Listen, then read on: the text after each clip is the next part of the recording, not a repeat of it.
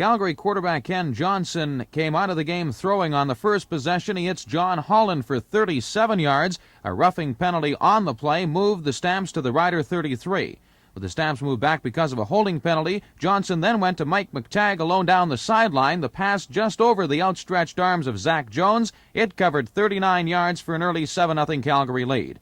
John Hufnagel started at quarterback for Saskatchewan and quickly tested the injured Calgary secondary, going to Joey Walters twice here for 16 yards. Hufnagel then rolls out to avoid pressure, fakes the run, and will hit Chris DeFrance for a 17-yard pickup inside the Calgary 20. Hufnagel then to Walters for the score. Walters will simply outrun the coverage provided by newcomer Mike Ulmer, and he makes a great catch in the end zone that tied the game 7-7.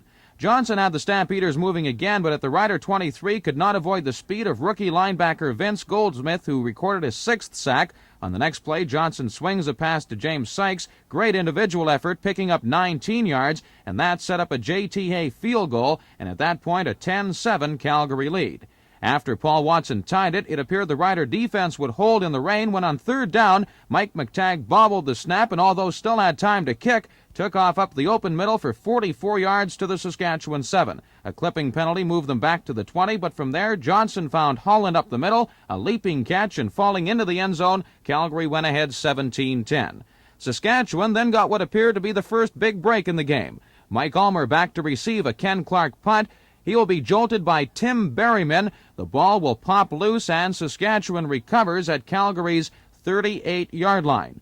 The Stampeder defense got it back quickly, however. Ray Odom steps in front of a Hufnagel pass intended for Walters. He follows some excellent blocking downfield for a 59-yard return, but Calgary had to settle for a single, which made the score 18-10 for the Stampeders.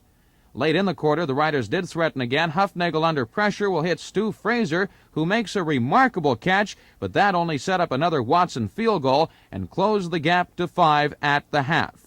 In the third quarter, Fraser came up with his second big reception in the game. He will beat Napoleon Ingram for a 35-yard gain to the Calgary 34.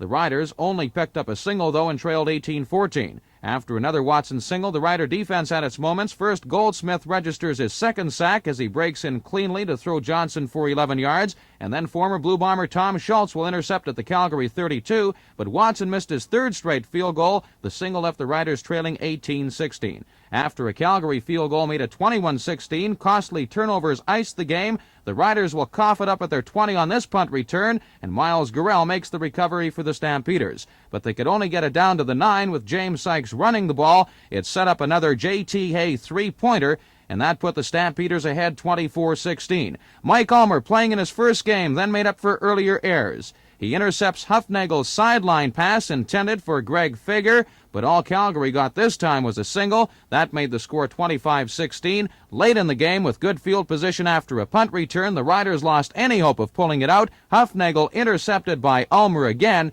Calgary wins it 25-16.